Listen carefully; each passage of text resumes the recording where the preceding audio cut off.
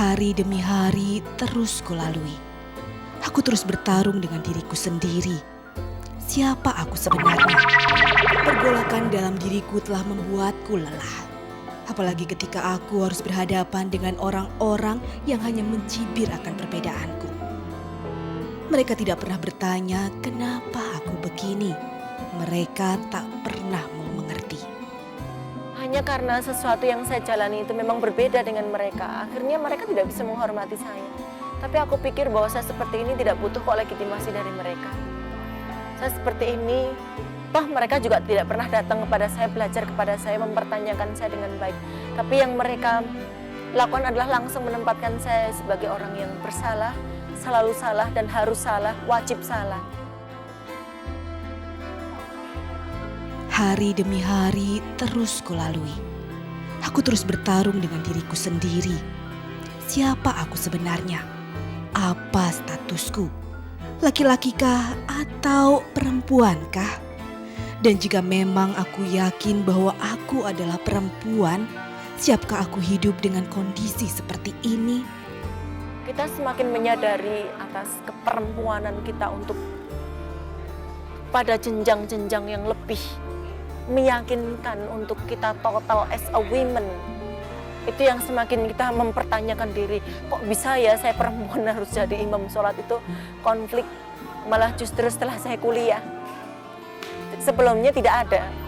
Ketika kita semakin yakin bahwa saya ini memang perempuan dan saya ini betul-betul perempuan, kenapa saya harus menjadi imam?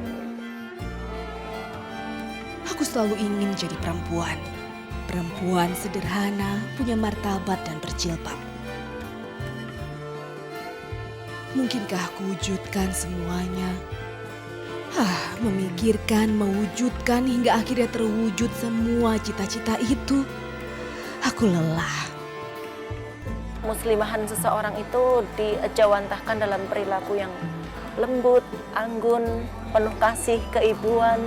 Kemudian tapi dia harus tegas, berwibawa dan punya karisma. Itu muslimah yang ada dalam pikiran saya. Dan itulah yang cukup mendasari saya untuk kemudian memakai jilbab dan banyak perubahan tingkah laku yang harus saya lakukan.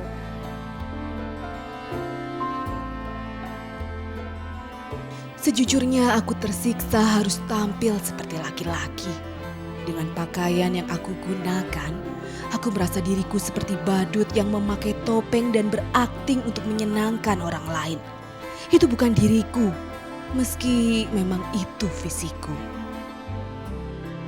Aku lelah dengan semua itu.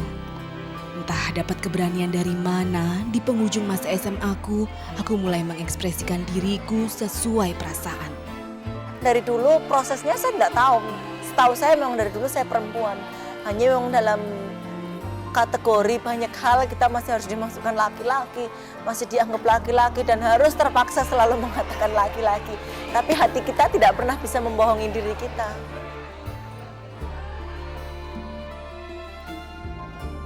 Aku dikucilkan karena terlalu kewanitaan, tapi aku tak kecil hati. Aku juga mengekspresikan diriku lewat prestasi. Otakku yang cukup lumayan, kumanfaatkan. Akhirnya aku bisa memegang sebuah buletin Islam di sekolahku. Yang pertama terbitnya buletin, itu buletin pertama kali di SMA saya, buletin dakwah atas nama agama yang memakai bahasa gaul. Jadi waktu itu sempat agak bikin heboh juga, tapi alhamdulillah misi dakwah kita bisa sampai waktu itu. Peristiwa itu akhirnya membuka mata teman-teman yang selama ini tertutupi penampilan fisikku yang terlalu kewanitaan. Namun aku tetap merasa ada kehampaan dalam diriku. Rasanya itu semua tidak mampu menyelesaikan masalah yang aku hadapi. Sama sekali tidak. Aku merasa wanita. Dan aku ingin berkerudung sebagaimana wanita muslimah. Itu keinginanku.